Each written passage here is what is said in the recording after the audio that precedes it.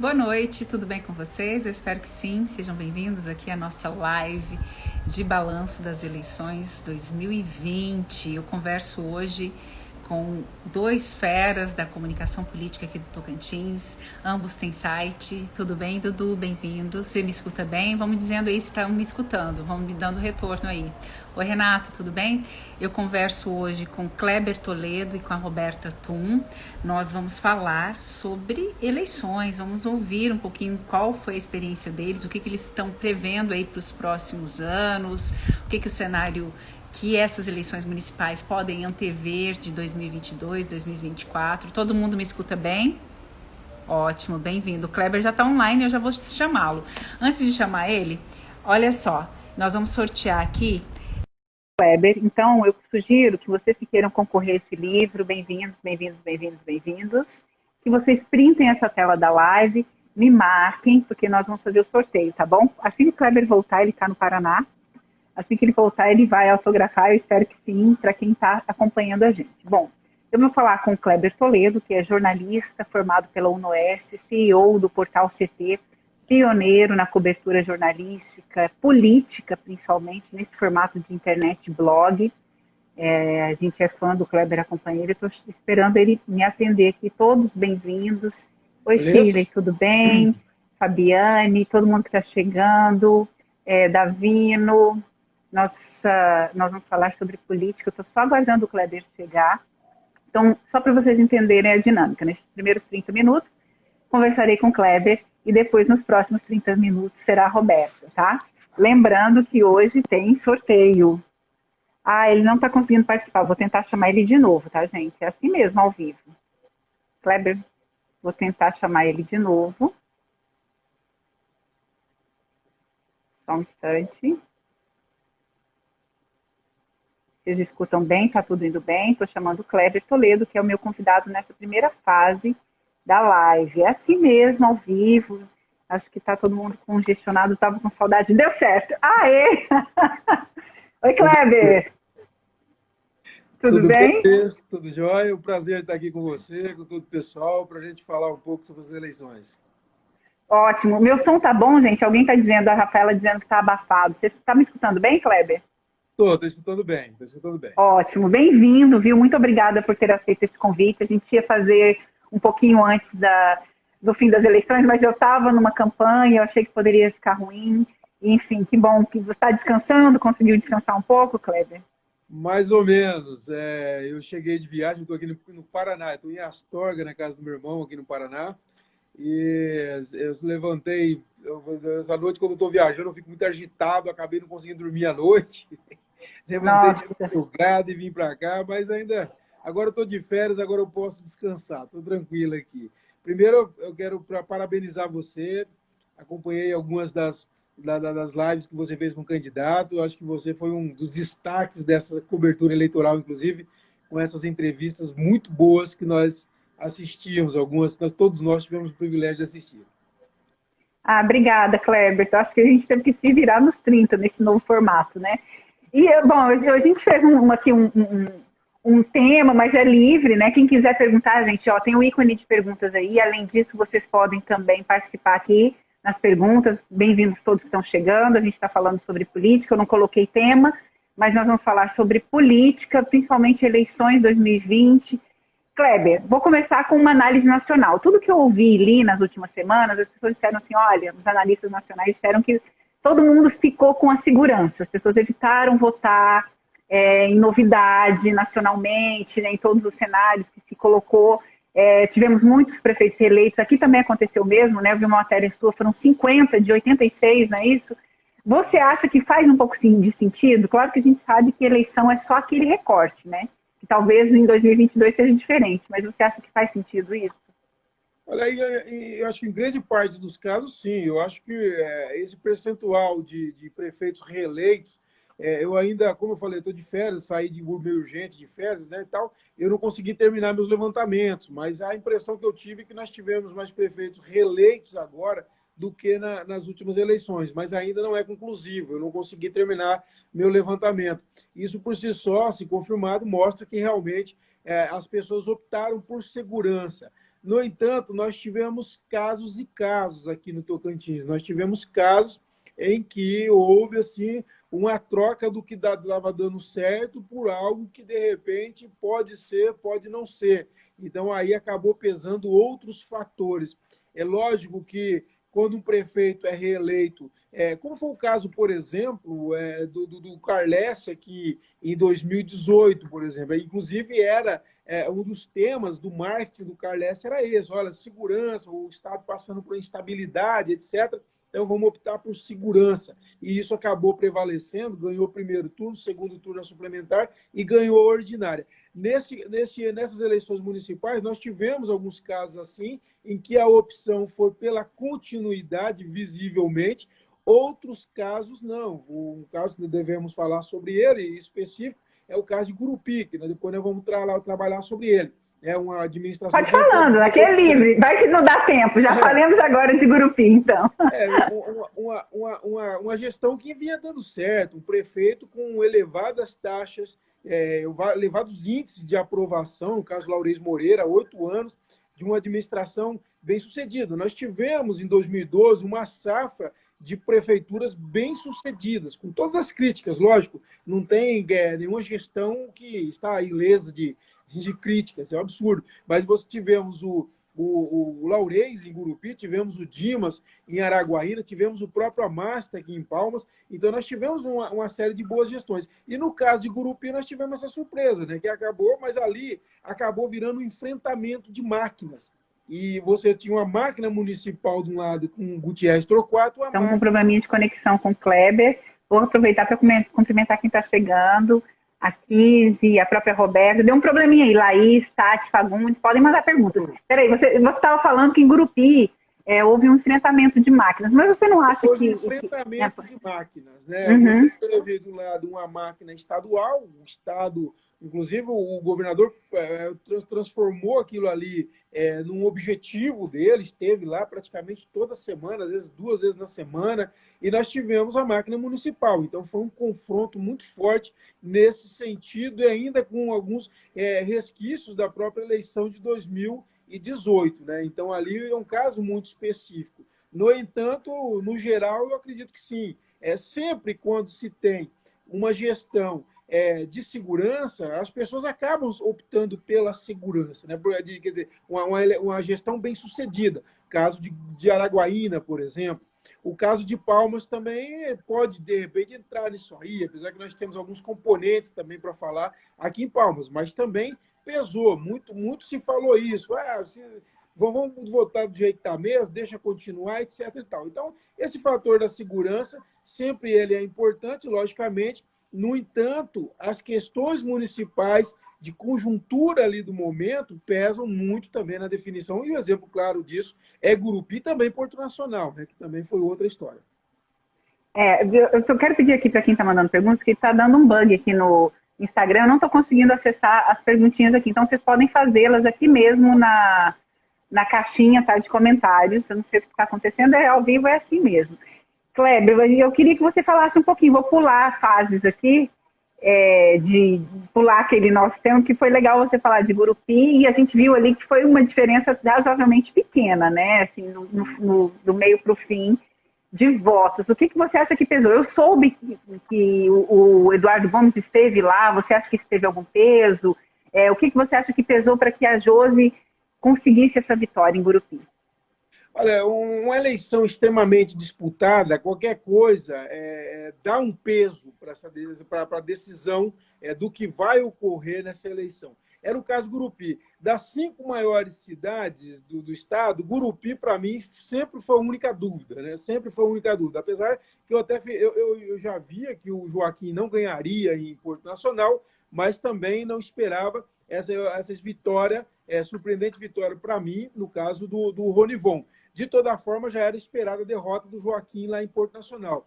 E no caso de Palmas, a reeleição da Cíntia, a vitória do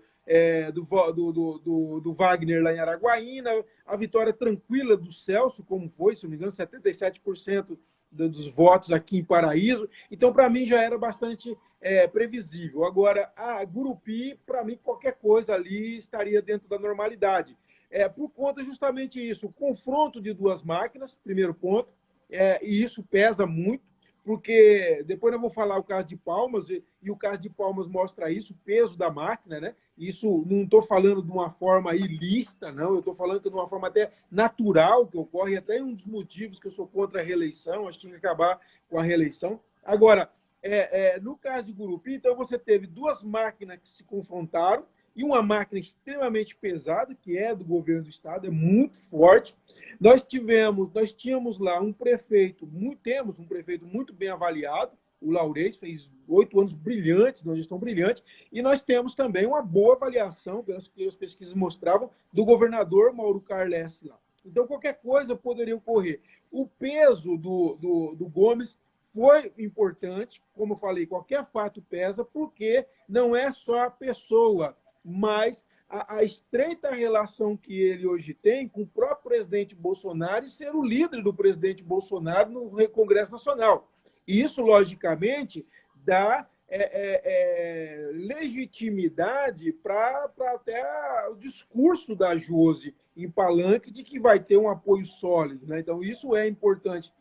Eu acho também, numa disputa muito polarizada, no mundo em que nós temos hoje um cuidado dos líderes, o cuidado que os líderes precisam falar, eu achei também que aquela fala final do Laurez também complicou muito a vida dele. A questão ele não falou exatamente não com esse objetivo, assim, a Josi é uma velha, não é nisso, né? Ele quis dizer de experiência, mas não importa, importa o contexto que você falou e como aquilo saiu. E realmente foi uma frase infeliz. Ele não deveria ter falado aquilo mesmo em outro contexto. Eu achei que não foi.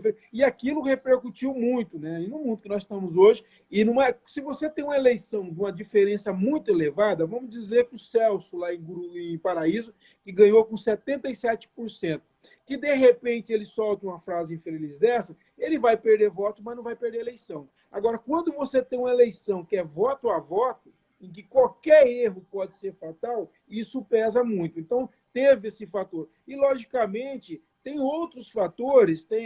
Por exemplo, havia acusação de que o governo Laurez investiu muito em obras, mas também não investiu nas pessoas, que o Gutierrez Torquato negava isso e tal. Então, assim, teve esse confronto muito forte e os detalhes, as minúcias, acabaram decidindo favoravelmente a Josi, né? Assim, é interessante porque é uma decisão muito difícil para a população inglesa. É importante dizer isso. Porque quando você tem uma gestão bem avaliada, né, o que é raro hoje, nós acompanhamos política, sabemos disso, tanto que tem gestão aí, enfim, a gente sabe como que é, e imagina a situação da população na troca, quer dizer, eu troco e como que vai ser? Vai ter continuidade esse bom trabalho que vem desempenhando? É o mesmo caso aí que foi da Araguaína, por exemplo. E a população optou. Agora, logicamente, nós não estamos falando de uma política inexperiente, nós estamos falando de uma política muito experiente, que é a Josi Nunes, que tem um trânsito muito forte em Brasília, que conhece como funciona Brasília, que conhece como funciona o próprio governo do Estado, a Assembleia Legislativa, esteve por muitos anos lá dentro. Então, assim, eu acho que era uma escolha difícil, mas ao mesmo tempo era uma escolha, porque você tinha uma gestão de um lado muito bem avaliado, e vou te falar uma coisa, umas 2 vezes. Tá tudo ok? Tá, eu tive um probleminha aqui.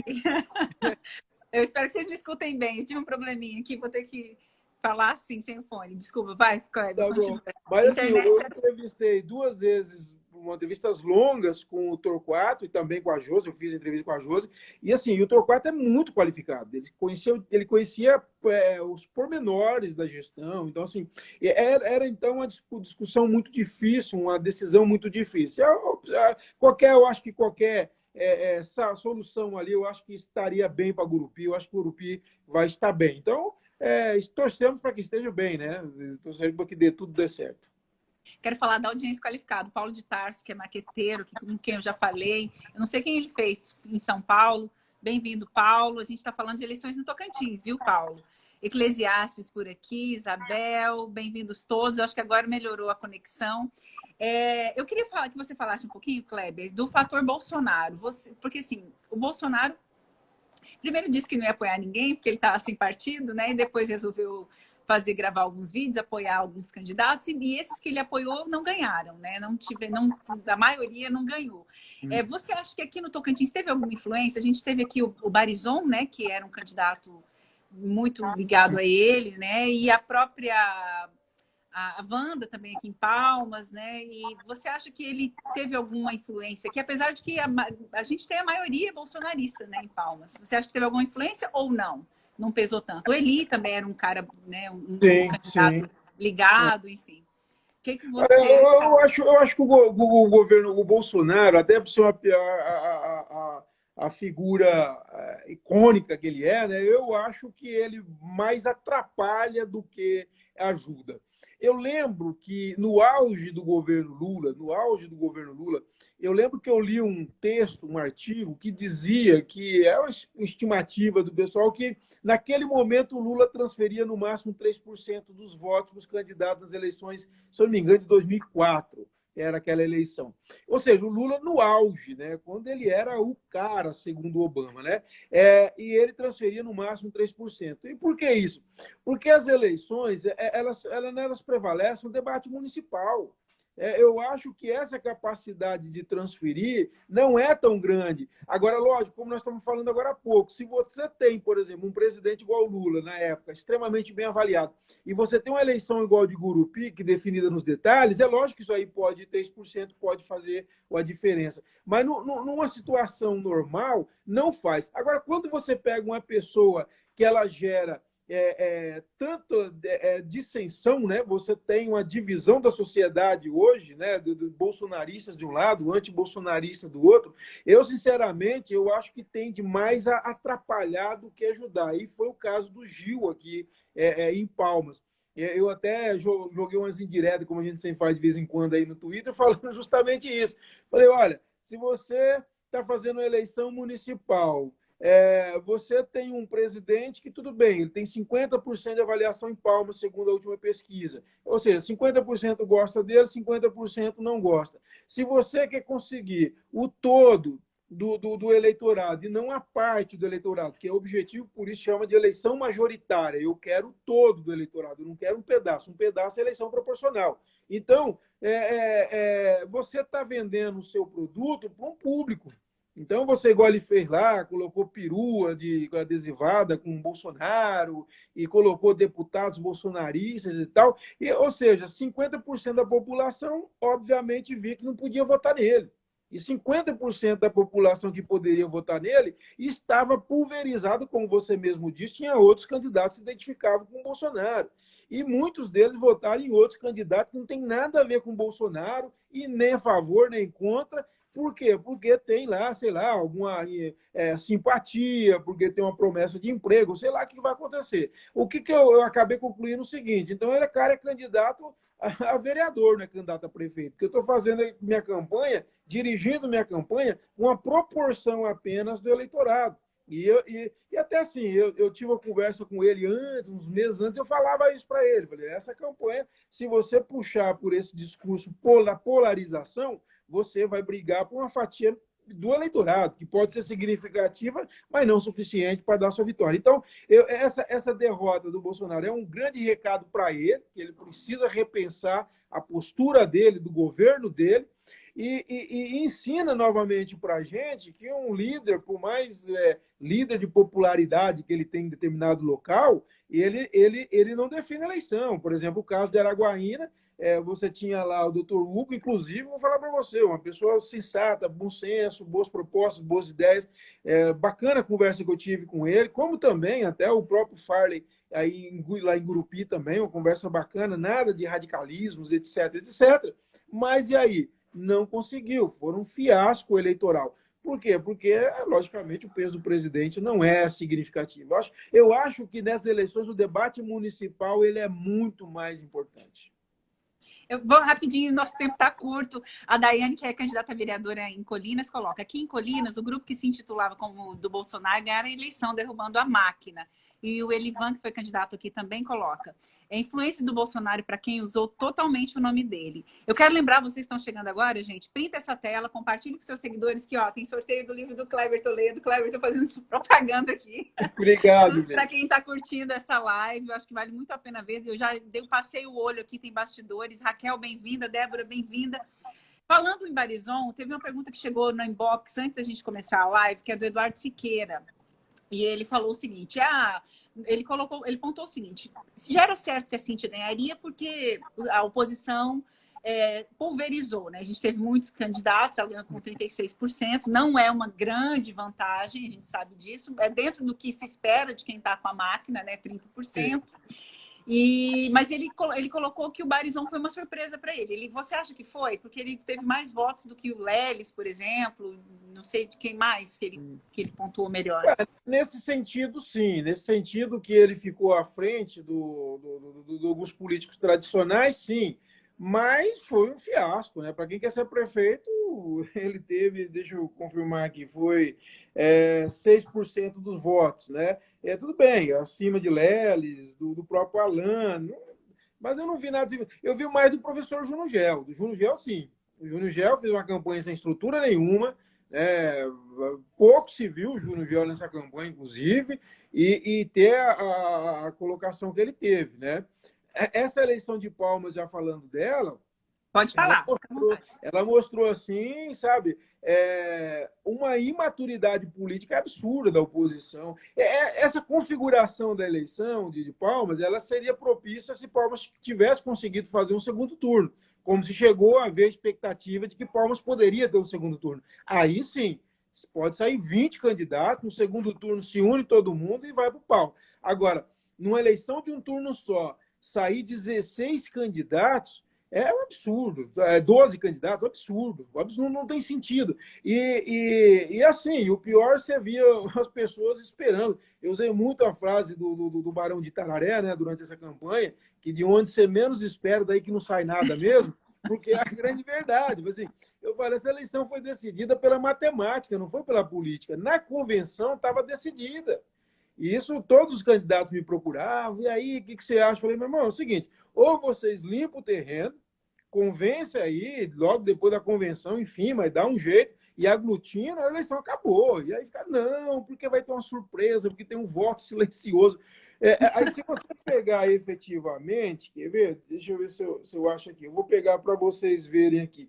Eu fiz uma conta até no editorial, a soma de todos os candidatos, pelo resultado final, de oposição, deu 63,77. A Cíntia teve 36,24. Quer dizer, aí, como a Márcia falou durante a campanha, existe um clima de oposição na cidade? Existe. Agora, o que acontece? A oposição meteu 11, quer dizer, um time de futebol inteiro, em que cada um fica chutando para um lado e dando canelada no outro para tentar disputar a eleição. É óbvio que você faz uma coisa desse jeito e depois que o resultado. Eu sempre digo, até disse nesse editorial, que a primeira coisa para se avaliar uma definição de coligação, de campanha, é análise de cenário. E análise de cenário era óbvia. Eu já escrevia sobre isso já em março. Já falava, se tivermos vários candidatos, a prefeita, com todo o problema que ela teve, a prefeita teve. Ela demorou para entrar a fazer política, ela não fazia política, ela se focou na gestão e achava que a gestão resolvia a parada por si só, e não resolve. Tem prefeituras... A Nilmar é um exemplo disso, foi uma grande aprovação e perdeu a eleição pelo contexto político, porque o que define a eleição é política. O Raul, por exemplo, já em 2008, com uma situação ruim, e ele virou a eleição porque fez política. O Marcelo Miranda era governador, demorou para agir politicamente. O Derval mobilizou, agiu e ganhou a eleição para o Raul com um governo ruim, um governo de baixa avaliação, a ponto do Raul disse para mim, não foi para outro, que ele não estava disposto a concorrer àquela eleição. E agora, então, você vê essa situação. Aí a Cíntia teve outros problemas que fugiram contra a alçada dela, o caso do coronavírus. né? Qualquer coisa que fizesse, metade da população ia gostar, outra metade não ia gostar, enfim, vários problemas. Aí, na reta final, teve duas coisas boas. A primeira, que foi que o Eduardo Gomes entrou no cenário, essa é a minha avaliação, e ajeitou politicamente, fez a conversa política que ela evitou de fazer o tempo inteiro e armou, para você ter uma ideia, colocou PSDB, MDB e DEM, quer dizer, os três maiores partidos, grandes partidos na coligação dela. E, além de tudo, a outra vantagem dela foi justamente isso, que aos opositores, numa vaidade ou sei lá o quê, e teve muita gente que também saiu candidato de olho apenas no fundo eleitoral, não pensou mais nada, a única coisa que queria saber do fundo eleitoral, e isso aí favoreceu a Cíntia. Então, ela perdeu, agora não adianta falar, mas a maioria era contra. A maioria perdeu a eleição, isso é democracia, aceita que dói menos, é aquela história, né? Não tem o que falar. Agora, devia ter pensado antes, que eu acho... Agora, falar o seguinte, bom, se tivesse poucos candidatos, a Cíntia perdia a eleição? Não sei. Agora, seria muito mais difícil. É o que aconteceu, por exemplo, em próprio Gurupi, próprio Araguaína e, sobretudo, aqui em Porto Nacional. Nós tivemos 3 candidatos de estrutura, né? 3 candidatos com estruturas boas, e você vê lá tudo na casa dos 30%. Então, assim, tudo poderia acontecer. Agora, não seria uma vitória acachapante, em que ela colocou 27 mil votos, se eu não me engano, de frente no segundo. Até o Gomes ligou para mim, fez uma entrevista semana falando, respondendo a Márcia, a Márcia falou umas coisas aí em vídeo e tal. Ele lembrou, falou assim, olha, em cima do Andrino foram 30 mil votos, 30.500 votos. É muita coisa. É muita Agora, coisa. Kleber, nosso tempo está acabando, a gente tem que fazer uma com cada um. Ai, tô morrendo aqui. Gente, olha, printem a tela, marquem a mim e o Kleber, que eu vou sortear esse livro, tá, para vocês. É o seguinte, aproveitando que você falou aí do Amasta, muitos me perguntaram isso, assim. Nossa, acabou pro Amasta, acabou a era Amasta, a própria Braga, eu não sei o primeiro nome dela, coloca aqui, ó, desempenho do Thiago Andrino. É uma derrota para o Amasta? Você considera assim, Kleber? E aproveitando isso, eu queria que, dentro daqueles nossos temas, que você falasse das personalidades, né? Como é que fica essas personalidades? O próprio Eduardo Gomes, o próprio Carlesse, Dimas, como é que fica? Vanderlei. Eu queria que você fizesse uma avaliada aí. Tá. Como fica Em relação à questão do Amasta, é o segundo erro consecutivo. Ele errou demais na eleição ordinária, na eleição suplementar. Ele errou demais quando ele saiu da reeleição em 2016, quando ele começa a falar que os políticos são vagabundos, aquela história toda, e ele se queimou com a liderança já ali. E eu sempre falava, olha, campanha estadual no Tocantins não se faz sem líderes. E quando fala assim, que os políticos, a velha política do Estado é de vagabundo, você não está falando só dos velhos políticos que estão no auge, você está falando de um prefeito lá do Bico do Papagaio que há 40 anos acompanha esses líderes, e foi isso que aconteceu, e ele acabou se excluindo do processo. Então, foi um erro estratégico e uma série de erros que nós acompanhamos naquela eleição. A desistência, que depois desistiu de desistir, aí depois aquela história de Sítio Novo, de não subir no palanque do Jair, porque o Marcelo Miranda estava lá, enfim. Aquela campanha é uma série de... Esse livro, eu falo muito disso, esse livro aí está falando muito sobre isso, tá? 2018, em peso, analisando ponto a ponto todo o processo eleitoral, pré-campanha e tudo mais. Agora, e nesse ano, para mim, errou novamente. Errou várias vezes. Primeiro, eu acho que o projeto dele para retomar a carreira política, depois de ter cometido o erro da renúncia, porque quando tem a cassação do Marcelo, o cenário não era mais para o Amasta. O cenário era para o Amasta ou para o Dimas, com o Marcelo Miranda. Sem Marcelo Miranda, com um novato que chegou, que ninguém conhecia, que era o Carlesse, acabou. Quem teve sabedoria foi o Dimas. Entendeu que no momento não era mais para ele e recuou. O Amasta devia ter feito a mesma coisa. Então, ali ele começou a errar. E agora, eu acho que ele errou. Eu acho que o projeto dele agora realmente era de vereador. Ele poderia ter sido eleito, ele poderia ter levado junto o Andrino e poderia ter levado talvez mais um, mais dois, que ele seria, ninguém tem dúvida que ele seria extremamente bem votado, talvez a maior votação da história de Palmas. Eu acredito muito nisso.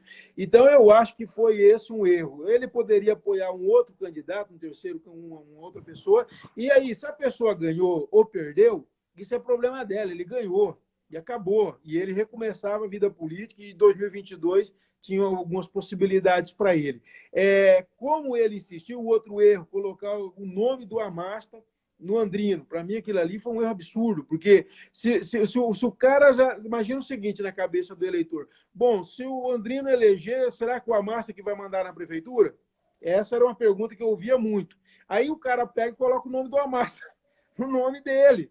Aí agora o cara não tinha mais dúvida, ele tinha certeza que se o Andrino ganhasse, como disse o Amasta sobre o Eduardo Siqueira Campos, que o Eduardo Siqueira Campos, lá em 2012, ele dizia que o Marcelo Leles era a caneta do Eduardo Siqueira Campos, começou a se ver com o Andrino, as pessoas começaram a achar que o Andrino era a caneta do Amasta. E isso aí prejudicou demais. Eu achei o desempenho pífio mesmo do Andrino, eu achava até que seria um pouco mais, não esperava tão baixo, não achava que seria tão significativo, mas não tão baixo. Sobre os nomes. Vamos falar dos nomes. Eu acho que o Instagram aumentou o tempinho dele. Eu vi outras lives maiores do que 1 hora. Roberta, daqui a pouquinho eu chamo a Roberta, vocês que estão aí na audiência, fiquem com a gente. A Roberta entra na sequência. Kleber, quais são os nomes que você vê, esses nomes que vimos aí orbitando nessa eleição, né? Eu falei Vanderlei, Carlesse, Eduardo Gomes, Dimas, eu escrevi um editorial. Como é que fica? Como é que fica eu escrevi um editorial agora, acho que foi uns dias antes da eleição, falando sobre isso, que o Palanque 2022 estava em Gurupi. Estava em Gurupi o Palanque 2022. Você tinha, de um lado, o grupo do Carlesse e o outro lá, o grupo do Laurez.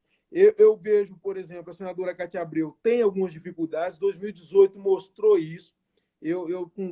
Com toda a divergência que nós já tivemos no passado, eu acho a senadora uma grande líder, eu tenho uma admiração pela liderança dela, ela erra na forma, mas ela tem muito conteúdo, ela tem liderança, mas 2018 mostrou que ela enfrenta graves problemas. O desempenho dela na suplementar foi horrível, ela perdeu nas 3 principais cidades, por exemplo, para o Marlon Reis. Ela dá o desempenho do Ciro, que nós tínhamos a candidata a vice-presidente da República, e o desempenho do Ciro aqui foi muito ruim, e isso também acaba pesando para ela. Ela vai ter que pensar 2022. O Amasta fica numa situação muito difícil. Isso eu estou falando do Palanque do Torquato, do Gutierrez Torquato. O Amasta ficou numa situação difícil porque puxou a derrota para ele. Eu acho que a derrota não é do Andrino, é do Amasta. Isso aí é um fato. E isso fica uma situação muito complicada para ele em 2022. Eu não sei como que ele vai sair. Se ele sai vencedor, vai abrir algumas possibilidades, mas eu acho que dessa forma eu não sei. Agora, o nome que eles têm, apesar da derrota lá em Gurupi, que é um grande nome, um grande gestor, é o Laurez, que pode, de repente, encabeçar esse grupo numa candidatura a governador em 2022. Outra possibilidade, que não estava no palanque do Laurez, mas que pode, do Gutierrez, mas que pode assomar o grupo justamente por gravidade, por causa da mãe, é o próprio Irajá, que ele tem mais 4 anos pela frente e ele poderia ser um candidato a governador. Eu acho que são os 2 nomes possíveis do grupo de oposição. Na situação, passa pela mão do Gomes. Se o Bolsonaro continua do jeito que está, com a liderança e vai para uma reeleição, com toda a divisão que tem do país, o Gomes é um homem forte no Tocantins, como hoje é o homem mais forte do Tocantins em termos de política. E esse resultado eleitoral mostrou muito isso. Muito das vitórias, a maioria delas teve a mão do Gomes. Então, eu acho o Gomes o grande nome. Agora, o Gomes, existe a possibilidade de ser eleito presidente do Senado. Se ele for eleito presidente do Senado, ele não é candidato a governador. Isso é uma avaliação minha. E aí eu acho que abre a possibilidade para o grupo, que eu acho de 2 nomes. O nome de outro grande prefeito, para mim, os 2 grandes gestores do Tocantins, de um lado o Laurez e desse lado o Dimas, que já está na rua, já trabalhando e sai com a vitória maiúscula de Araguaína. É um grande nome para disputar o governo do Estado, caso o Gomes não fosse. Se o Gomes, como diz, passa na mão dele, ele pode ser. E o Dimas, o Gomes com o presidente do Senado, eu acredito que está descartado. E aí o Dimas poderia ser o outro Vanderlei Barbosa, que vai herdar o governo com a renúncia do Carles, que deve renunciar em abril de 2022 para disputar o Senado. Agora, para renunciar, ele renunciando em abril de 2022, o Vanderlei assume, resta saber, ele vai ter a renúncia em abril, maio, junho, julho, quer dizer, no máximo 3 meses para ele construir uma candidatura, né, para ir para a reeleição. E sem romper com esse grupo, porque se romper com esse grupo, cria uma situação complicada. Eu acho que esse é mais ou menos o quadro. Para o Senado, logicamente, se o Carles continuar nesse rumo que ele está indo e ele liberar esses recursos e ver esse monte de obra que está prevendo para cá, com a liberação dos 583 milhões de reais da Caixa, isso aí, logicamente, consolida ele como um candidato fortíssimo para o Senado em 2022. Do outro lado, tem muita gente que está de olho nessa vaga. Agora, a própria senadora, que vence o mandato dela, Cátia Abreu, tem que ver se ela vai para a reeleição ou não. Excelente, excelente. Kleber, eu queria que você fizesse uma avaliação sua como jornalista dessas eleições. Eu falei até ontem aqui para quem me segue, para mim, eu trabalhei em campanha, para mim foi muito desafiador, foi uma campanha muito difícil. Conversei com outros colegas fora, que foi a mesma coisa, a gente numa pandemia, as pessoas querendo essa proximidade, e ao mesmo tempo a gente com problema de saúde, né, em questão, com medo, enfim, foi muito difícil. Não deu para apostar só em redes, teve toda uma conjuntura. Eleição nunca é uma coisa só, como você sabe. E eu queria que você fizesse uma avaliação como profissional. Gente, printem a tela para ganhar esse livro, hein? Printem, marquem a mim e ao Kleber. Kleber, suas considerações aí sobre essas eleições. Eu achei o seguinte. Primeiro, realmente, foi uma eleição muito difícil pelo cenário que foi feito. De candidatos que administrarão a saúde pública e não tiveram a mínima responsabilidade, em muitos casos, com a questão da aglomeração. Vimos aglomerações absurdas, porque se isso não resultar em aumento do número de casos de Covid, é porque nós somos de aço mesmo, como disse o Bolsonaro lá, nós podemos fazer qualquer coisa, porque foram abusos absurdos de todos os lados. Na capital, talvez nem tanto, mas também houve. Mas no interior foi coisa assim de louco. Eu acho que esse é um primeiro aspecto que eu considero. E lembrando que o prefeito que foi eleito agora vai ter que cuidar dos doentes que de repente ele gerou. Essa é uma questão.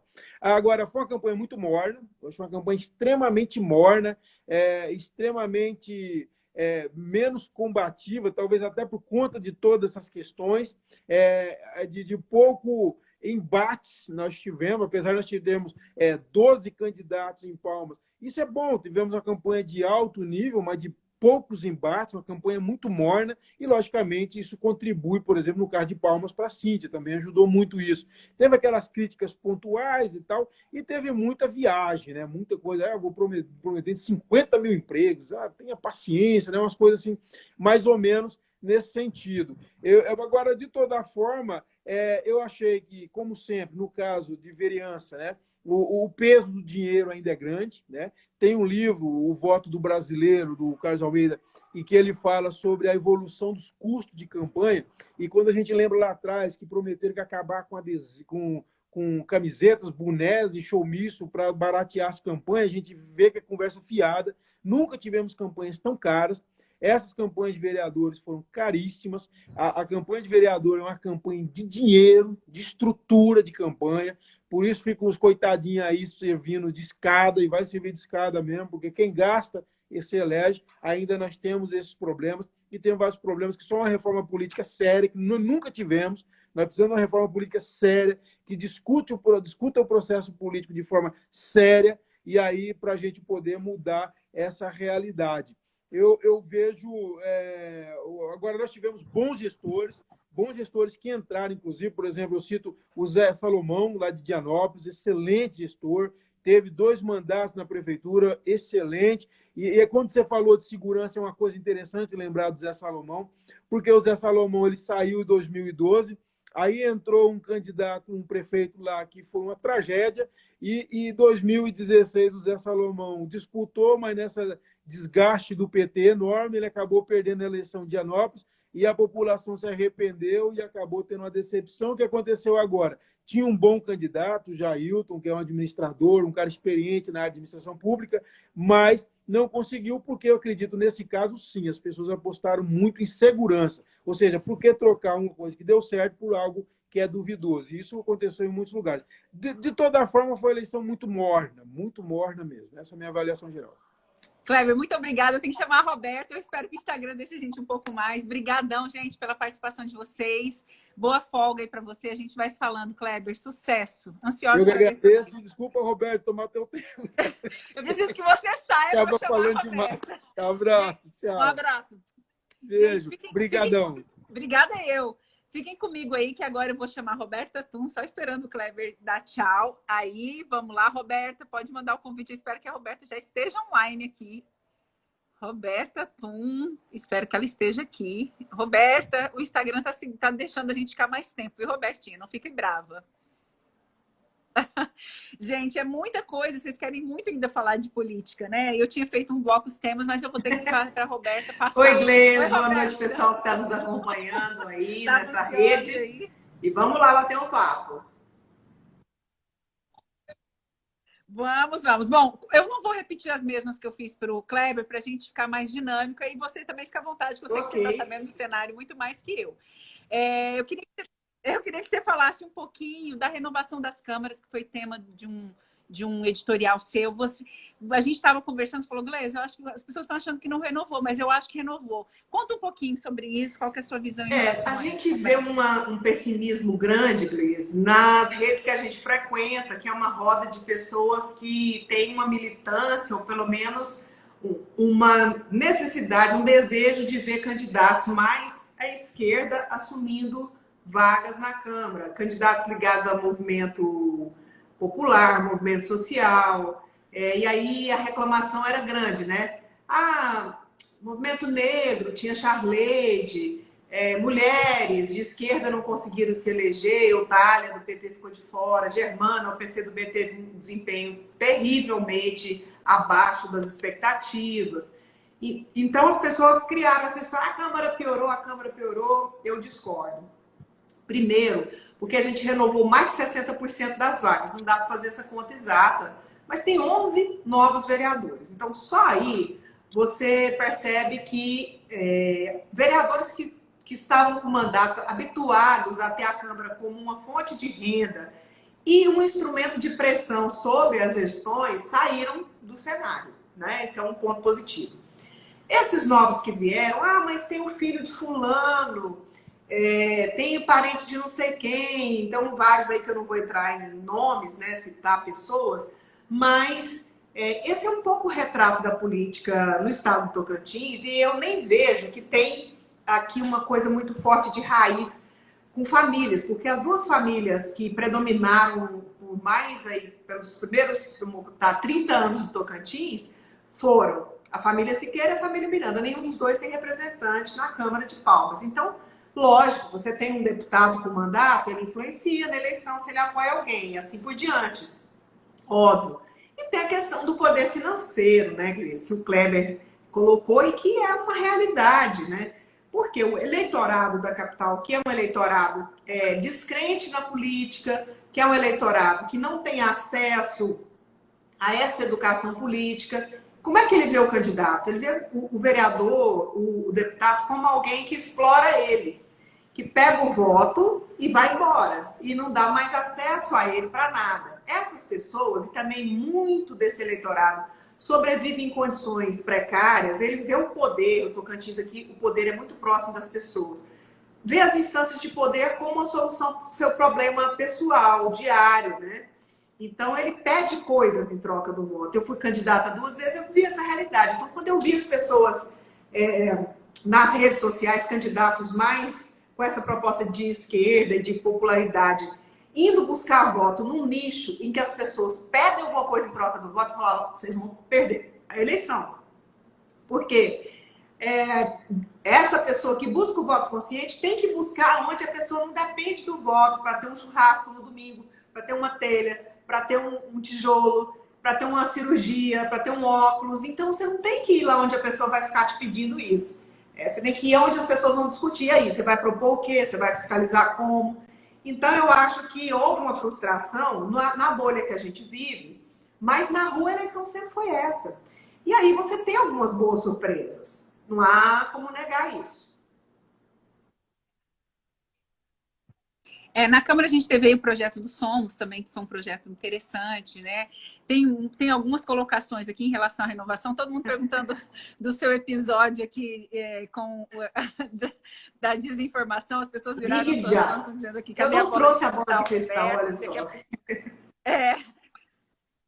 Para quem está chegando agora, a gente pode mandar as perguntas aqui embaixo. Eu queria que você falasse desse episódio mais maluco que você viveu aí, de viralizar com essa situação, né? Me conta um pouquinho como é que Bom, na como é que verdade, foi isso, assim, Roberto? a gente tem, não só aqui em Palmas, mas no país inteiro, políticos com perfil, isso veio muito com o Bolsonaro, de negar os resultados, né? Então, assim, eu até escrevi um editorial sobre isso, não tive tempo, e as coisas evoluíram, a notícia correu rápido, acho que passou o time, mas é assim, perdemos, anulem as eleições, entendeu? Eu perdi, a eleição tem que ter alguma coisa errada. Eu ouvi vários áudios, que não foi aquele vídeo, mas gente dizendo, na minha família eu computei 112 votos a meu favor, e lá eu tive 50.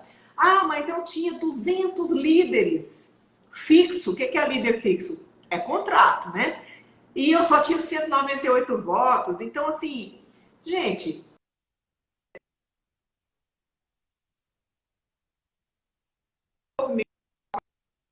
geral, dizer que a eleição foi fraudada. Quer dizer, tá muito. Você que é estudiosa, mestra em fake news, você sabe como é que isso nasce. Então, é assim, basta eu ouvir um argumento um pouco convincente que fortaleça aquilo que eu acredito e eu começo a disseminar isso. Isso. E aí eles foram muito. Nem consigo nominar o que foi aquele gesto, né? Daquela pastora que foi muito bem votada, substituiu o marido, que ficou inelegível, teve 1.240 votos, mas não teve legenda. Então o PL não fez legenda. E era absolutamente previsível, ninguém precisa de uma bola de cristal, porque as ruas mostravam o movimento, as pesquisas para vereador, que não é um instrumento muito confiável, mas dá mais ou menos um norte, porque você tem uma estimativa da média dos candidatos daquela legenda, daquela nominata, mostravam isso. Então o DC não tinha condição de fazer vereador, e a gente começou. Meu áudio está falhando? Alô, alô? Pode ser a conexão aí do pessoal que está ouvindo.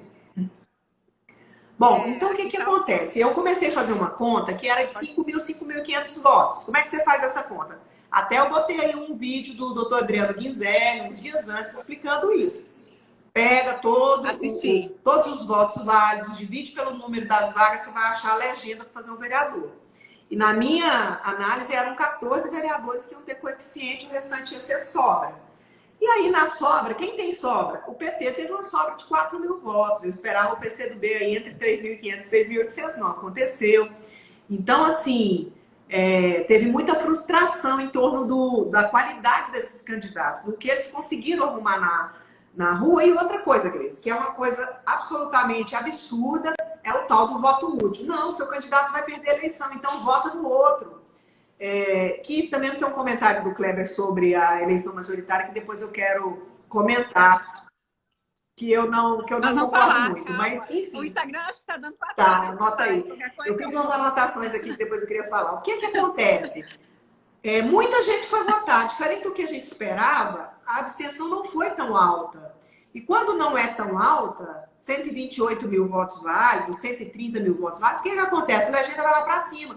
Então, essas nominatas não tinham a menor condição de fazer 6.000 votos. As pessoas falavam para mim, você diz que o MDB vai fazer um, o MDB vai fazer dois, porque tem o Diogo, o Lúcio e o Rogerinho, cada um tem 2.000 votos, eles vão fazer um e os outros vão fazer outra legenda. Eu falei, da onde que o resto, os outros candidatos que não têm mandato no MDB vão fazer 6.000 votos? Não tinha lógica, Luiz. A gente que acompanha a eleição, você sabe que não tem lógica. Então a pessoa chega, e principalmente o presidente de partido, que vai vender nominata para apoio a prefeito. Ele chega lá e fala, aqui, ó, meus candidatos aqui, tem os de 100, tem os de 500, tem os de 1.000, a gente faz tantos votos, eu preciso de 1 milhão para esses candidatos. Eu sei de presidente que botou a pastinha debaixo do braço e foi vender seus candidatos para um, para outro, e no fim não tem isso, a gente sabe que não tem. Então não tinha dificuldade para entender que os partidos pequenos não fariam legenda. Nossa, você está sendo super didática. Que bom que a gente tem essa oportunidade. Gente, essa live vai ficar salva sim. E se cair aqui, eu retomo com a Roberta, porque eu alonguei um pouquinho com o Kleber. Roberta, eu queria que você falasse, antes da gente fazer a análise do cenário, como eu fiz com o Kleber, do percentual de mulheres. Tem muitas mulheres aqui nos assistindo, algumas que foram candidatas. E a gente teve aí mais mulheres na Câmara esse ano, né? Que bom. E eu queria que você falasse um pouquinho desse destaque, apesar de que, no geral, a gente teve uma diminuição das mulheres nas prefeituras, né? O número diminuiu, o percentual, mas em Palmas a na gente Câmara teve um ganho, Luiz. As pessoas falam, mas a minha candidata era de esquerda, a minha candidata não elegeu. Olha, se você observar, você teve a Laudeci reconduzida e a Laudeci teve perto de perder essa vaga dela para o Café, porque o Café, na reta final, recebeu um reforço em algumas pastas do estado, por onde ele passou, enfim, eu previa uma disputa muito acirrada no Solidariedade. Bom, Laudeci se reelegeu. Aí você tem de volta a Solange, que é uma parlamentar de qualidade. Você pode não concordar com uma ou com outra posição dela, mas a Solange ela vai acrescentar qualidade ao debate na Câmara Municipal, sem dúvida nenhuma, né? E aí você tem aí a professora Yolanda, que eu considero um grande avanço a Yolanda ter conseguido essa vaga, porque é uma mulher de luta, professora, feminista, ela foi atropelada, porque ela é da família do Vanderlei Barbosa, ela é Castro, mas ela é Barbosa também, e na última eleição tinha muitos candidatos dessa família e ela passava o trator em cima dela, inclusive gerou problemas familiares. E dessa vez, inclusive, a Yolanda escondeu as lideranças dela para ninguém ir em cima. Porque é assim, a liderança aparece uma foto, a liderança bota um botãozinho eletrônico no perfil, aquilo chama a atenção danada. Até eu conversei com o vereador eleito hoje, ele falou assim, meu grande erro estratégico foi falar para o povo pôr minha foto no perfil, porque aí eles foram bombardeados com vídeos, com coisas e tal. E aí você tem a Jana, que é uma incógnita, né? A gente vai ver daqui para frente como que vai ser. Mas são 4 mulheres. O Gleis, na última legislatura, a presidente da comissão da mulher era um homem, porque a Laudeci já tinha sido e assumiu outra comissão, ela ficou impedida e aí nós tivemos essa situação atípica. Então, Palmas avançou, eu considero. No andar da carruagem a gente vai ver, vai poder saber como que cada um vai se manifestar, mas assim, esse pessoal que entrou não tem vício. Eles vão ter que aprender ainda a malandragem da coisa. Então, você tem uma nova configuração e muita oportunidade dessa Câmara ter algum equilíbrio. Tem alguém falando aqui que vai lançar livro do pós-eleição, as pessoas falando das mulheres. E eu queria falar com você, Roberta, sobre o fator vice. Eu queria ter perguntado isso para o Kleber. Você fez um editorial falando isso lá no começo. Eu, particularmente, acho que aqui em Palmas teve essa configuração do vice ser importante, tanto que a prefeita mudou o vice e deu um outro plus. Claro que a gente tem que falar também do apoio político do Eduardo. O próprio vice do Eli, eu acho que deu um plus também, que foi o Joseph Madeira. Também em Peixe, houve troca de vice 3 vezes, Patil, depois Tiago, depois entrou a vice que ficou. Você acha que o vice tem um peso? Eu penso também que o Lelis, eu particularmente achei que poderia ser um vice mais alinhado com ele, talvez tenha perdido isso no discurso. Eu queria que você falasse se o vice foi importante nessas eleições, tanto aqui quanto em Peixe. Olha, o vice é importante. E aí eu vou me ater um pouco a Palmas, que eu acompanhei bem mais a eleição de Palmas. Por quê, Cleis? A gente tem um histórico de vices aqui e de histórias envolvendo vice. Você vê, o Amasta foi eleito com o Sargento Aragão, era vice, não tomou posse na primeira gestão. Aí você vem a segunda gestão, a Cíntia é vice, o Amasta afasta para disputar uma eleição atípica, que foi aquela primeira, né? Porque ele era candidato mesmo na segunda e foram surpreendidos pela cassação do Marcelo e essa coisa toda que aconteceu em 2018. E aí as pessoas começaram a falar que a Cíntia só ia ser prefeita 2 anos e que o André, ou quem fosse o vice dela, assumiria os outros 2 anos, né? Então, o que acontece? Essa discussão tomou um pouco conta, né? Os outros vices, você percebe que foram vices mais discretos. Você citou o Joseph? O Joseph agregou na chapa do Eli. Negro, um cara que chegou pobre em Palmas, vendeu jornal na praia, virou empresário. Tinha uma história com o Joseph, né? E tinha essa identificação. Eu soube que no processo de troca do Lucas Meira, que aí é um assunto à parte, não dá nem para entrar nessa live, mas tinha cotação no Democratas de um professor negro para ser o vice da Cíntia, acabou não dando certo, porque a candidata era candidata a vereador e tocou a campanha.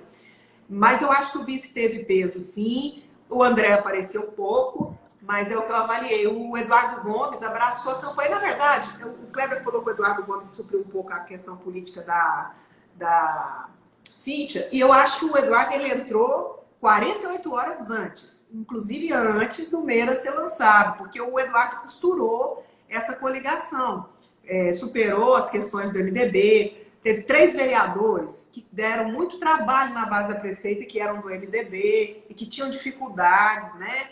Inclusive teve aquela história, o Raul é candidato, o Raul não é candidato, o Valdemar vai ser candidato ou quer ser o vice da Cíntia, então teve muita discussão que o Eduardo Gomes foi um bombeiro, né? E contornou um pouco essa questão.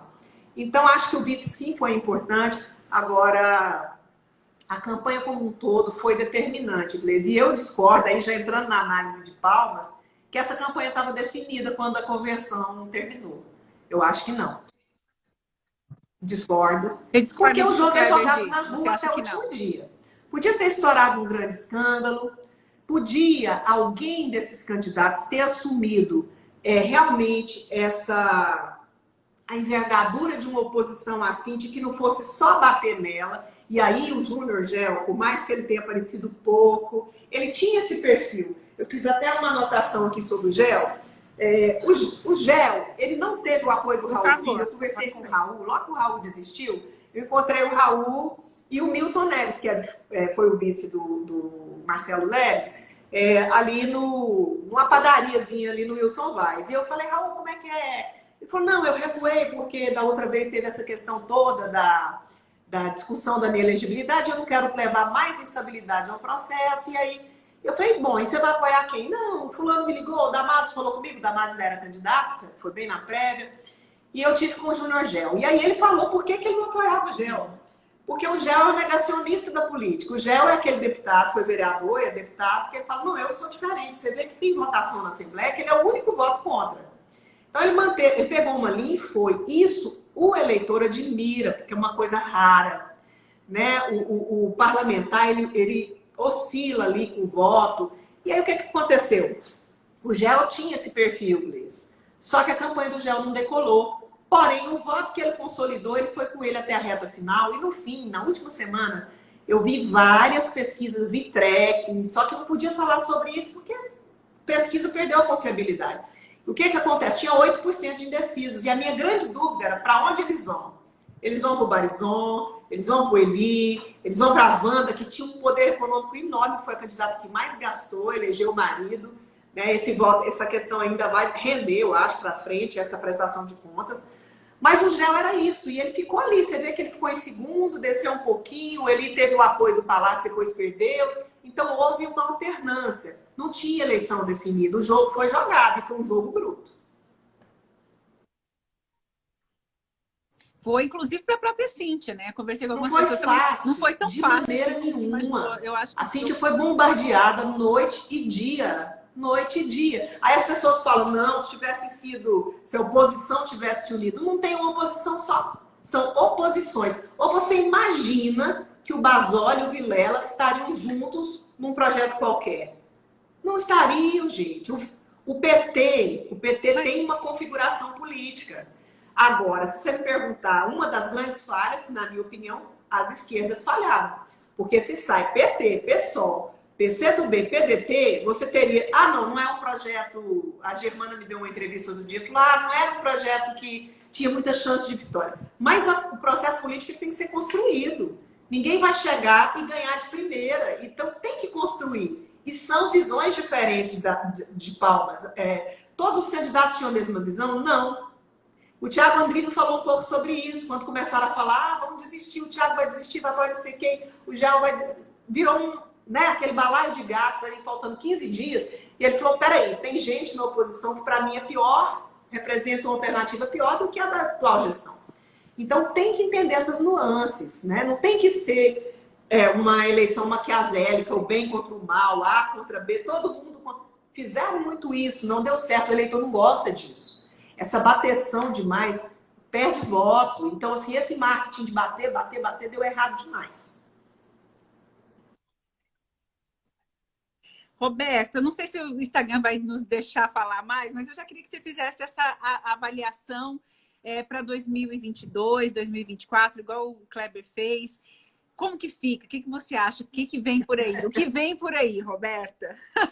Agora que você é a mulher que consegue ler cenários de modo a acertar tanto, o que vem por aí? 2022, eu vejo 2024. Dois líderes, né? Um que está no grupo, que está no poder hoje, que é Eduardo Gomes. Eu vi aqui que ele fez, eles divulgaram um card, ele fez Araguaína, Miranorte, Miracema, Gurupi, Palmas, são vitórias que ele está destacando. E tem outro grupo político que, tudo bem, o Amasta tinha o apoio aí da senadora, do senador Irajá, do deputado federal Vicente Alves. O que eles fizeram? Juntou o grupo que é contra o Palácio na Thiago Andrino e foi uma derrota considerável, né? Da opção de marketing, do conceito. Eu especialmente esperava mais, porque o movimento na rua deles era muito barulhento, muito grande. Então, você tem a senadora Cátia Abreu e o senador Irajá, eles elegeram 48 prefeitos. Se a candidata vai ser a Cátia ou vai ser o Irajá, não sei, é uma discussão lá para frente, mas eu vejo que está bem nítido isso aí. Eduardo Gomes e Cátia Abreu são os dois, né, ícones. A Masta, por enquanto, está fora do processo, mas ele é muito hábil para se reinventar, então não considerem que a Masta morreu e acabou, eu não acredito nisso, né? Cada eleição é uma eleição, né, Roberta? Tem isso também. Ó, o Instagram vai deixar a gente. Mudou. O Instagram agora são 4 horas de live. Eu acho que a gente vai poder ficar um pouco mais. Você acha que cada eleição é uma eleição? Que isso não significa que quem teve pouco voto agora não possa vir? Eu acho o seguinte, o Gleice. Quando o Marcelo Miranda estava no processo, a eleição era uma, certo? E depois, quando o Marcelo sai do processo e muda o jogo político, o Carles vem da Assembleia Governador e fica, era outro. Então a gente não sabe o que vai acontecer. Né? Faltam 2 anos, a gente não sabe o que vai acontecer. Então os acontecimentos, a política tocantinense era muito volátil. Pode mudar o cenário. Né? Então isso aí pode trazer novidades aí para frente, né? Mas, de fato, o Dimas é uma grande liderança, um prefeito que fez o sucessor. Laurez, mesmo perdendo com o sobrinho dele lá em Gurupi, uma derrota de reta final, na minha avaliação, vai ter a possibilidade de vir aí compor um grupo forte. Vamos aguardar. Ótimo. Vamos falar um pouquinho de Gurupi, que você começou a dizer. Como que você viu que Gurupi, né? O Kleber falou que foi a briga de máquinas. A máquina tem peso e teve peso dos dois lados, mas eu acho que é mais que isso, é um pouco mais complexo. A Josi tem uma história, e tem uma história com Gurupi. Josi Dolores tem uma história com Gurupi. Então a Josi não era um nome qualquer do governo do estado. Ela teve seu peso e já tinha perdido uma eleição para prefeita com o apoio do MDB, trocou de grupo, né? E ela conquistou esse novo grupo porque teve um problema lá atrás, né? Porque ela era muito próxima dos Miranda, então ela teve que construir isso com o grupo do Carles. E ela me deu uma entrevista na segunda-feira, Gleice, que ela fala que o trekking dela, no dia que o Laurez fez aquele discurso desastroso, alguma coisa tinha acontecido, porque trekking é isso, né? É o retrato do dia, e ela estava um pouco abaixo do Gutierrez. Quando o Laurez sobe no palanque e faz aquele discurso, que é um pouco o que os homens pensam, né? Fulana tá velha e não aprendeu a gerir. E aquilo é um golpe baixo. Falar de dívida de família, falar de patrimônio de família. E não é verdade, porque a Josi não destruiu o patrimônio da família dela. Quem conhece o Gurupi, conhece a Josi, sabe que não é verdade. Então foi um preconceito. A reação daquilo foi monstruosa. E ela começou a subir, subir, subir e botou 3 mil votos de frente. Então, tem outras nuances na eleição. O marketing dá certo, o marketing dá errado. E o erro, né, Gleice? Eleição ganha quem erra menos. Verdade. Olha, tem o Guimarães está perguntando do Dimas. E eu vou aproveitar a pergunta dele e fazer a mesma que eu fiz para o Kleber. Dessas personalidades. Como é que você vê Vanderlei, Ronaldo Dimas, o próprio Márcia que você falou, Antônio Andrade, Kátia, Dorinha, Eduardo Gomes, Laurei, Cíntia. Como é que você vê essas personalidades transitando aí nos próximos anos eleitorais? Olha Roberta, só, conte o que tem eu nas já suas falei de anotações. alguns, né? Não vou voltar neles porque já citei. O Dimas fez o prefeito, que é do grupo dele, tem um reforço. Agora, o Gleice tem dois fatores numa disputa majoritária para governador, já acompanhei vários. Uma, essa questão da gestão, mas tem o carisma pessoal, tem a capacidade de envolver o eleitor. Eleição é paixão. E eu espero que daqui 2 anos a gente esteja livre do corona, ou pelo menos neutralizado, para que a campanha volte a fluir, as pessoas possam ver os candidatos, possam debater mais. Mas eu acho que essa eleição para governo ela tem alguns fatores. Vanderlei Barbosa vai estar com o poder em mãos. O que ele vai conseguir fazer com isso, a gente não sabe. Né? Se ele vai aglutinar esse grupo, caso o Eduardo Gomes não seja, porque aonde eu fui acompanhando a eleição, votação que o Eduardo Gomes estava, o grupo em volta dele já começa, o governador sabe como é que é essa claque.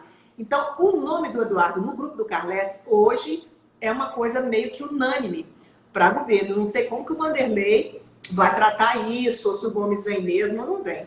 Então, tem essa questão. Cíntia Ribeiro, agora o voto é dela, a gestão é dela, então ela pode descontar como uma liderança aqui no centro do estado, lógico que não é para governo, mas começa a se formar um grupo político em volta dela. Então isso é uma realidade, o prefeito de capital tem influência, tem muita influência. Aí você tem Miracema, uma mulher eleita, você tem Gurupi, uma mulher eleita, então essa coisa vai mudando um pouco o cenário, Cris, eu acho. Olha, tem 2 perguntas que chegaram aqui no inbox. Um é do Henrique Romero. Ele pergunta: quem será o próximo? A minha bola de cristal não dá essa resposta, está muito longe. A sua bola de cristal. Tem muita água ainda, né, Roberta, para passar.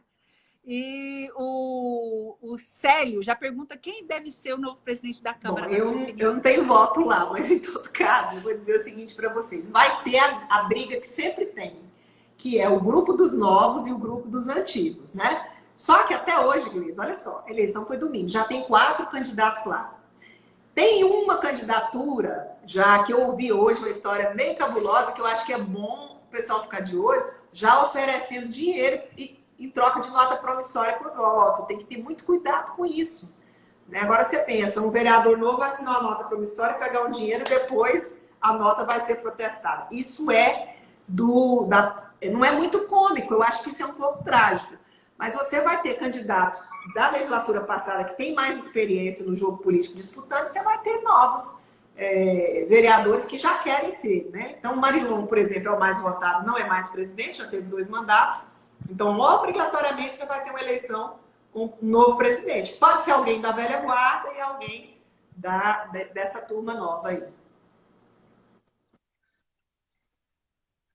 Já começa, né? Você acha que vai ficar mais uma Câmara de... Quando ganha, né? Fica muito situação, né, Roberta? É difícil ter uma oposição nesse primeiro momento. Não, na verdade... Né? Uma coisa grandiosa. Como é que você avalia? Que não estavam na base dela, já estão um pouco próximos. Agora, isso não quer dizer que quem tem uma base vai fazer o presidente, vai depender do jogo político lá. Porque vereador é assim. Como é que tem a cabeça dele? Quanto mais independente, mais a gente tem conquistas. Você sabe que eles buscam cota de indicações, uma série de vantagens, inclusive pagamento de emenda mais rápido. Então, às vezes o legislativo ele se fecha e elege alguém com alguma independência para ter mais poder de fogo nas negociações. Lembrando, Gleice, que aconteceu uma coisa muito séria no final da legislatura passada, que foi aquele pedido de impeachment, que foi protocolado aí por um cidadão contra a prefeita Cíntia. E se tivesse sido acatado, ela estaria afastada por 3 meses para responder processo. Então tem que ter muito cuidado. Né? Se há um presidente que pega e fala assim, recebo e acato, quer dizer, a pessoa fica fora. Então tem muito jogo de poder na Câmara que a gente tem que acompanhar de perto. E que tem mais uma pergunta do Célio, ele colocou assim: quem foi o mais derrotado aqui em Palmas, na sua opinião? quem realmente Muita perdeu gente a perdeu essa de eleição, fato. mas o Grupo Amasta, para mim, foi o mais prejudicado, não só por ter ficado nessa posição no quarto lugar, mas por tudo que ele projetou que seria esse legado dele. Então, acho que merece uma reflexão séria. E o resultado do Marcelo Leles, atrás do Gil Barizon, também foi uma coisa atípica e que é um recado das urnas que os Leles precisam avaliar. Tanto Cláudia, que é uma amiga que eu tenho o maior carinho por ela, é uma excelente deputada, mas os dois precisam avaliar a condição do PV e o resultado de Palmas. Vamos encerrar porque está dando os 10 minutos. Gente, printem essa live, marquem a gente, vai ter sorteio do livro do Kleber, mas marquem a gente aí nas redes, printem, marquem a minha, a Roberta. E eu queria que você fizesse uma avaliação, Roberta, como profissional mesmo que cobriu essas eleições atípicas, como cidadã. Qual a avaliação que você faz? Qual o seu balanço pessoal dessas eleições 2020? Bom, eu acho que, no geral, foi uma eleição difícil para todo mundo. Eu ouvi o seu comentário aí. É uma eleição no meio de uma pandemia, por mais que as pessoas ignoraram isso, fizeram reuniões e ficaram sem máscara e abraçaram e tal, mas foi uma lógica diferente a dessa eleição. Então, acho que é um resultado independente de fulano é bom ou fulano não é bom. Eu acho que foi um ganho do processo democrático. Por mim, nem teria eleição esse ano, porque eu acho que foi uma temeridade. Vamos ver nos próximos dias, semanas, como é que vai ficar essa questão do aumento dos casos do coronavírus, que é uma tendência nacional, se está vendo uma tendência mundial. Todo dia tem recorde de casos no mundo computados. Então, a gente tem que ver. Aqui, por exemplo, está chovendo, São Paulo tá frio. Então, assim, começa a ter umas situações aí que eu acho que a campanha eleitoral contribuiu para esse aumento de casos, né, Gleice? Mas, no geral, acho que o processo democrático se saiu, foi o maior vitorioso. Conseguir ter uma eleição, o alívio de ter eleito prefeitos, e aí não vou entrar no mérito, como eu te disse, quem foi bom, quem não foi bom, quem é avanço, quem não é avanço. Acho que Palmas consolida um novo momento, né? E tanto o Estado Tocantins quanto Palmas estão vivendo um tempo de novas lideranças. Isso é muito bom. Ai, Roberta, muito obrigada pela sua participação aqui com a gente. E agora a gente inteirou os 30 minutos para cada um. E eu estou feliz que o Instagram agora tem 4 horas de live, então é bom para a gente, eles estão reconfigurando. E é sempre uma alegria falar com você, né? E a gente sempre trocar ideia em relação ao cenário político. E eu vi que muita gente está interessada nisso. A gente teve uma audiência segura até o fim. Muito obrigada a vocês que participaram. Suas considerações finais, Roberta. A minha consideração final, Luiz, eu vou voltar a falar sobre as esquerdas, porque o público que acompanha a gente é muito ligado nisso, né? Tem que ser feita uma avaliação dos partidos que procuram mandatos populares para seus vereadores e que querem um dia construir uma candidatura viável para prefeito de Palmas. Política não se faz só nos 45 dias ou nos 60 dias de uma eleição. Então, o meu conselho para os novos quadros que se apresentaram nessa eleição: façam política diariamente, mantenham-se em contato com as pessoas, levem as discussões que são importantes para a vida da população. Política não é só blá, blá, blá, é vida prática. Então, vivam o dia a dia da política de Palmas. Porque quando você chegar no processo eleitoral, o seu nome tem recal, você tem onde ir, você tem onde buscar votos. Então, o político que se silencia, Gleisi, se afasta por algum motivo e deixa para aparecer na reta final de um processo eleitoral, convenções, ele perde muito. Então, política se faz no dia a dia. Isso tem que ficar de lição dessas eleições. Eu concordo demais. E nessa eleição a gente percebeu isso porque foi um período curto. Eu acho que a gente não retrocede. Eu acho que vai ser sempre curto. A gente não vai ter mais aquelas eleições naquele formato que a gente conhecia. E eu que trabalho em campanha sei que é exatamente isso. Então, o marketing eleitoral, ele é curto. Mas o marketing político tem que ser feito o tempo inteiro. Porque quando chegar lá, tá mais fácil. Gente, muito obrigada pela audiência. Roberta, até uma próxima. Bom descanso para você. Obrigada. Um abraço ao pessoal que nos acompanhou. Um beijo. Tchau. Até mais, gente. Tchau. Vai ficar salva a live, tá?